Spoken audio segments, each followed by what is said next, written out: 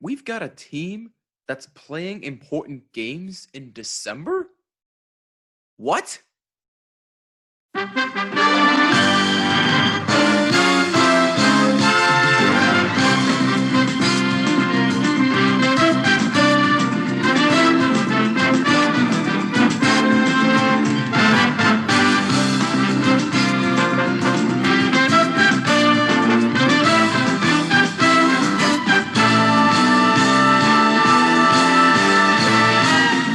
What is up? This is the Bottom Line Podcast. I'm Jimmy Finizzi. I hope you're doing well. As always, thank you so much for taking some time out of your day to take a listen. I really do appreciate it. Before we get started, questions, opinions, Twitter and Instagram at Bottomline WMCX. Use the hashtag Bottomline. Leave a voice message on the Anchor app or at anchor.fm. And if you're watching on YouTube, leave a like and a comment down below. Helps out tremendously. And please make sure you subscribe and hit the notification bell so you do not miss a single episode. And please make sure you subscribe on all audio listening platforms.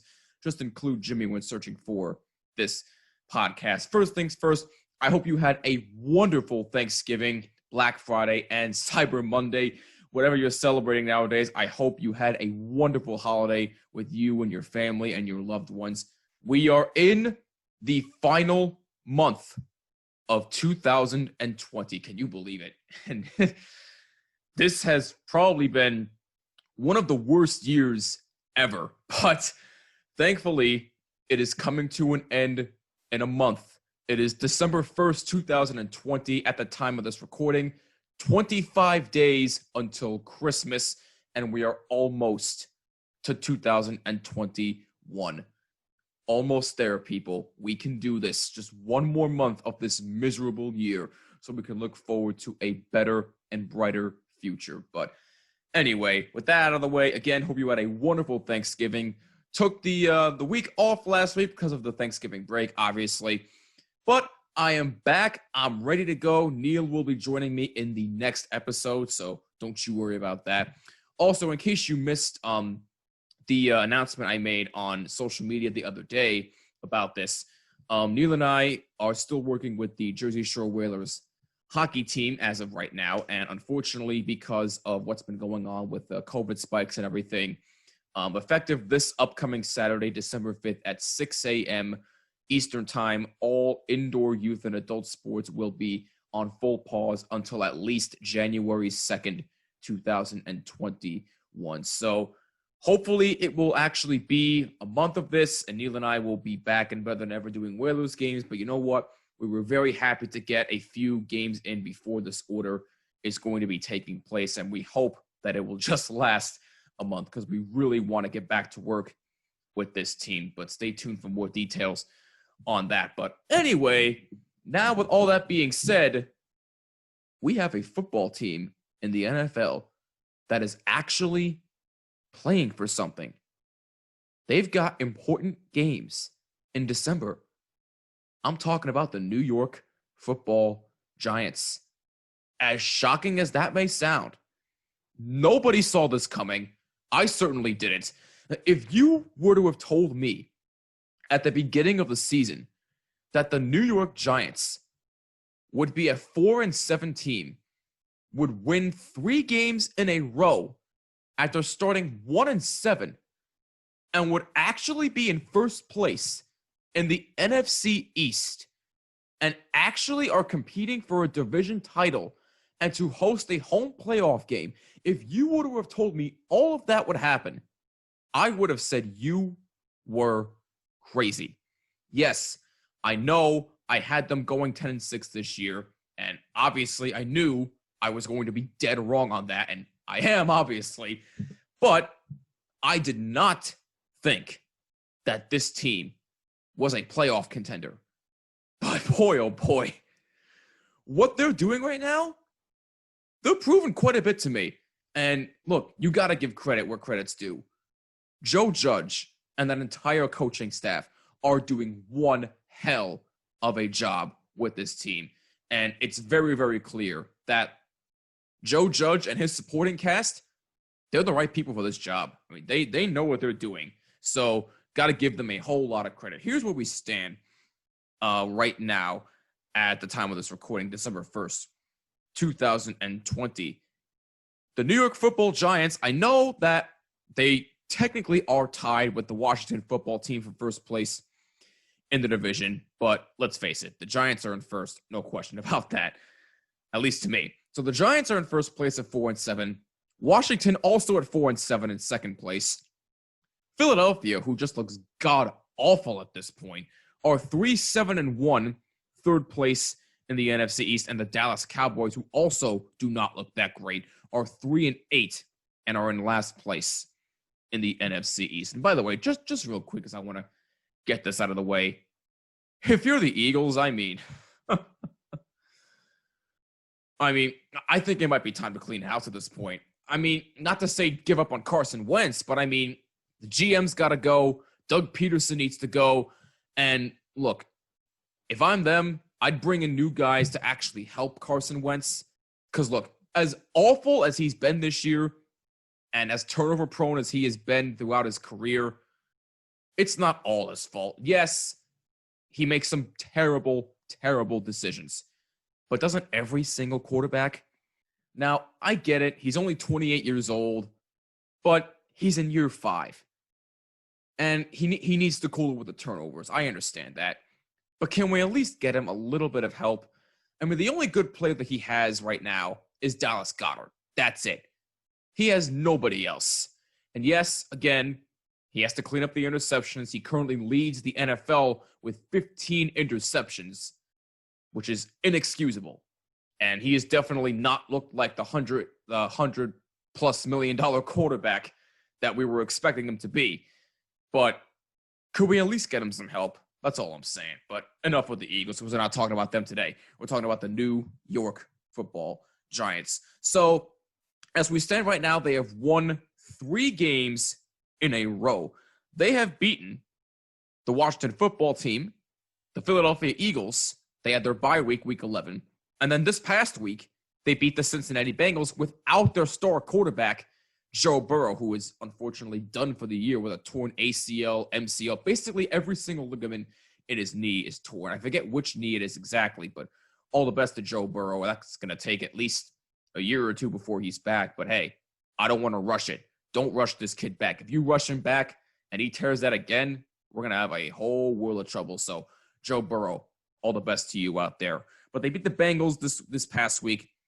They got the Seahawks this week. I don't expect them to beat them in Seattle. I mean, come on. I don't care who's the quarterback of the Giants. I don't care if Colt McCoy's back there. I don't care if Daniel Jones is back there. I don't care if Alex Tanney is there. You are not beating the Seattle Seahawks in Seattle, especially with Russell Wilson at the helm and DK Metcalf. I mean, no way. I'm sorry. I do not see that happening. And by the way, we'll get into the Daniel Jones injury in a little bit. But they're playing the Seahawks this week. Then they're home against the Cardinals. Then they're home against the Browns. Then they're at the Ravens. And then their final game is against the Cowboys at home. So I know that I said last time we talked about the Giants that I only saw two probable wins, like more likely to win games on their schedule. One of them was the Bengals, which they did beat. And the other one was against the Dallas Cowboys, which is the last game of the regular season. But when you really look at the way this team is playing right now, especially on the defensive side of the ball, you got to think to yourself, maybe this team can rattle off 3 or 4 more wins on their schedule and actually have a chance to win the division. And I know what you're going to tell me. Oh, well, what about the draft? What about the positioning? Screw that. The Giants haven't played for a division title in God knows how long. So let us enjoy the moment. Please, screw the draft. Let the Giants do what they're doing. They're starting to turn a corner here. But anyway, when you look at the way they're playing right now, who else do you have them beating in the schedule? Well, let's take a look at it. They're not beating Seattle, like I said. That is not happening. The Cardinals, they could be. The Cardinals are a bit of an overrated team, in my opinion. I mean, as special as Kyler Murray is, I am not taking anything away from him or Larry Fitzgerald for that matter, but the Cardinals, they're meh. I mean, that could be a winnable game, but I still expect the Cardinals to win that game. The Browns, they could beat, yes. So the Ravens, I mean, with the way the Ravens have been playing recently, they could beat them. And then, like I said, they better beat the Cowboys week 17. Otherwise, we're gonna have a whole world of trouble. So they beat the Bengals, so I was right about that. The only other team I could see them actually beating is either the Browns or the Cardinals. I mean, look, as bad as the Ravens have been, I mean, look, they're still the Baltimore Ravens. Lamar Jackson's still a threat with the football. And I know they've had their own struggles with COVID and everything, and their game against the Steelers keeps getting flip-flopped and all that, but we're not going to get into all that. But that's just an absolute mess right now. But with the way the Ravens have played, it's possible that they could beat them, but I still expect the Ravens to beat them, especially given the fact that it's in Baltimore. That's going to be a tough matchup right there. So, in reality, I only see them getting at least one more win on the schedule. I really hope I'm wrong, but the only real win I could see them getting is at home against the Cardinals. Because, like I said, they're a bit of an overrated team, in my opinion. So, and it really is amazing that we are in the last month of the NFL regular season and we have gotten this far, given the fact that with COVID and everything's been kind of screwy lately. But the fact that we've gotten this far is absolutely amazing. So definitely got to give credit where credit's due a little bit on that part there. But yeah, in all reality, I expect the Giants to finish 5-11. That seems to be the more reasonable approach at this point with the way they're playing right now.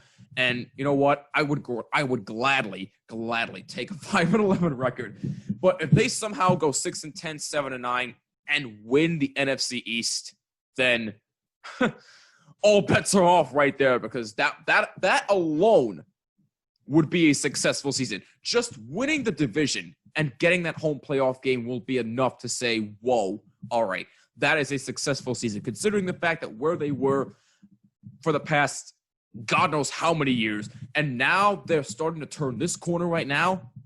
It would be an amazing, amazing story. Joe Judge has done a terrific job, like I said. So I have them finishing 5-11, but 6-10, 7-9, it's not out of the realm of possibility. It's definitely possible. So bottom line, I have them finishing 5-11. So a division title is possible, but I still don't think it's happening. I still think that regardless of how terrible the Eagles have been so far, I still think they will find a way to turn it around and win the division. Now, I could be wrong, but we'll see what happens, because the Giants right now are probably the best team in the division right now. And like I said, they are starting to turn the corner. So now, with that being said, let's talk about Daniel Jones, because unfortunately in the game against Cincinnati, we saw him go down with a strained hamstring. And here is the latest from Jordan Raanan as of yesterday's article, written at 3:21 p.m. yesterday, November 30th. I'm not going to read you the whole article. It's a courtesy of ESPN, and Jordan Raanan covers the Giants. He says, and I quote, "The MRI on New York Giants quarterback Daniel Jones showed a hamstring strain that is likely to force him to miss some time, according to a source. The first-place Giants at 4-7 should know more later in the week when they get Jones moving around. Right now, Coach Joe Judge said there are more questions than answers, and they are in, quote, wait-and-see mode, end quote, because it's natural for there to be a swelling and tightness the day after an injury. But there is at least optimism that Jones's absence won't be long-term. Tests on Monday ruled out a significant tear, so obviously they avoided a major injury with their quarterback, which is a huge, huge plus. New York plays on Sunday in Seattle, December 6th. It seems highly unlikely that Jones will be ready for that contest. The following weeks against Arizona or Cleveland are more realistic." Judge said in a Zoom call on Monday afternoon, quote, "I couldn't give you an answer on if it's 1 week or more than 1 week right now. I'm not qualified, and to be honest, the doctors I talked with today, they don't have the crystal ball either," end quote. Veteran Colt McCoy would start in Jones's absence. Clayton Thorson is the only other quarterback on the Giants roster. He is currently on the practice squad, although I just did hear recently that Alex Tanney is currently speaking with the Giants. I don't know if he's – I didn't even know he was off the team, but apparently he is speaking with them, so he could be another guy that the Giants sign to maybe have like a third-string quarterback just in case Daniel Jones is not ready for the next couple of weeks. McCoy did just enough in the final quarter and a half to allow the Giants to escape with a 19-17 victory over the Cincinnati Bengals on Sunday. He completed 6 out of 10 passes for 31 yards with no touchdowns, no interceptions. All right, look, I know I made the argument that, does Colt McCoy really give the Giants a better chance to win than Daniel Jones? And I argue no, because if you really look at the past 2.5 weeks, I say 2.5 weeks because Daniel Jones obviously went down with that injury. So I say 2.5 weeks that Daniel Jones has played turnover-free football. And I told everybody to come off the ledge and be patient and that Daniel Jones would be fine. And for the past 2.5 weeks, he has shown that he can play without turning over the football, holding on to it, and running more efficiently. Yes, he's still missing a couple of receivers here and there, but you know what? Do not question his arm talent. He is throwing the ball more efficiently. And look, Evan Engram still needs to catch a football, but he has been actually decent in a couple of games. But, and Darius Slayton is still his favorite target, although he should have made that one catch against Cincinnati, but I'm not going to get into all that. So, look, Colt McCoy is 34. Do I expect big things from him? No. If he can just keep doing what he's doing, which is, he is a bit mobile for his age, which is a plus. It is. And look, he does have arm talent. I'm not questioning that. I'm not dissing Colt McCoy. I'm sure he can still play. But if he can just do the little things and not screw up, I think Colt McCoy will be absolutely fine as long as he doesn't screw up, like I said. But unfortunately for him, it's only going to be a week or two until Daniel Jones can come back because it's likely that Jones is not going to play in Seattle. It's going to be Colt McCoy. But bottom line, I don't expect big things from Colt McCoy. Yeah, he's going to be fine. Maybe the Giants can squeak out a couple of wins if he somehow is starting after next week. But I doubt that's the case. But look, bottom line, it stinks that Jones had to go down. But hey, it's a major, major plus that he avoided a major injury to his hamstring. And by him coming back into the game, by the way, and actually throwing the ball and coming back out afterwards, that just shows you that he's a tough kid. He was trying to come back and still give his team a chance to win, but he said, no, I can't go. Get Colt McCoy in there. I can't do it. I don't want to risk injuring it more. But it shows you that Jones is a tough kid. He's going to be fine. He's in his second year in the National Football League, unlike a certain turnover-prone quarterback who's in his 5th year in Carson Wentz, who's playing a lot worse than Daniel Jones is right now, like I said before. So I'm not going to get in that whole tangent again. But look, the bottom line is the Giants, I expect to finish 5-11. 6-10, 7-9, though, is not out of the realm of possibility. And I don't expect big things from Colt McCoy, but I do think that he is going to be just fine filling in for Jones, at least this week. So we will see what happens there. And on that note, that'll wrap it up for this episode of the Bottom Line Podcast. If you have any thoughts on anything we discussed, let us know on Twitter and Instagram at BottomLineWMCX. Use hashtag Bottom Line. Leave a voice message on the Anchor app or at anchor.fm. And please, if you're watching on YouTube, leave a like and a comment down below. Helps out tremendously. And please make sure you subscribe and hit the notification bell so you do not miss a single episode. And please make sure you subscribe on all audio listening platforms. Just include Jimmy when searching for this podcast. Neil will be joining me in the next episode. And by the way, if you didn't see my little tease on Twitter and Instagram earlier, something special is coming your way real soon, and it may or may not involve the intro of this podcast. Just saying right there. So keep your eyes out for that. I'm Jimmy Fedizzi. This is the Bottom Line Podcast. See you in the next episode. Peace out.